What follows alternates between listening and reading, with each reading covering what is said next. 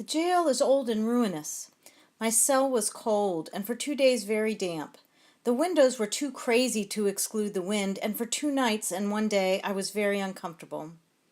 Reverend Charles T. Torrey, educated minister from a well-respected New England family, never expected to end up like this, shivering in an Annapolis jail, having barely escaped being tarred and feathered by an enraged mob of Maryland slaveholders.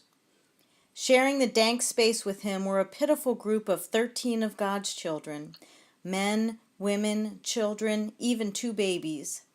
They were destined for the slave auction, despite having been granted their freedom many years before. Their former master had died in debt, and the families were confiscated by his creditors. 2 court decisions in their favor had made no difference. Even legal manumission was no guarantee of freedom if your skin was dark. Torrey was deeply moved by their tragic circumstances. Torrey had spent the last several years dedicated to the cause of abolition. At great sacrifice to his family, his reputation, and his finances, he traveled throughout New England writing and speaking on the evils of slavery.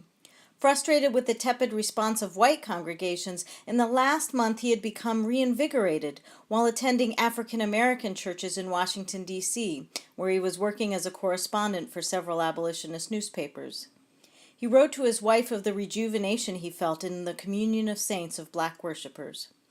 I felt my heart filled with new energy to make war upon that hateful institution that so crushes the disciples of the Lord to the earth.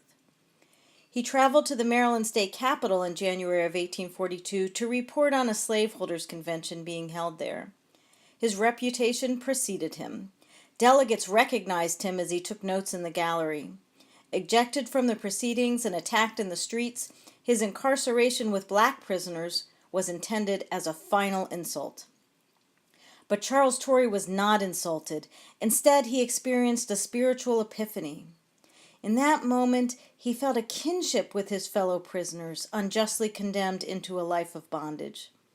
In a letter to the New York Evangelist, he recounted his deepening commitment to the anti-slavery cause. I sat down and wrote and signed and prayed over a solemn reconsecration of myself to the work of freeing the slaves until no slaves shall be found in our land. Publicity about his ordeal throughout the country made Torrey famous, but he left Annapolis with more than notoriety.